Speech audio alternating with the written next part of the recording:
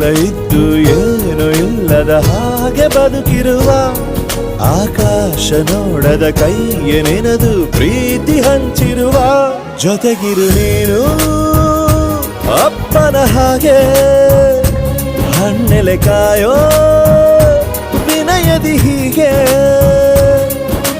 ನಿನ್ನನು ಪಡೆದ ನಾವು ಪುನೀತ ಬಾಳು ನಗು ನಗುತ್ತಾ ಬೊಂಬೆ ಹೇಳುತ್ತೈತೆ ಮತ್ತೆ ಹೇಳುತ್ತೈತೆ ನೀನೇ ರಾಜಕುಮಾರ.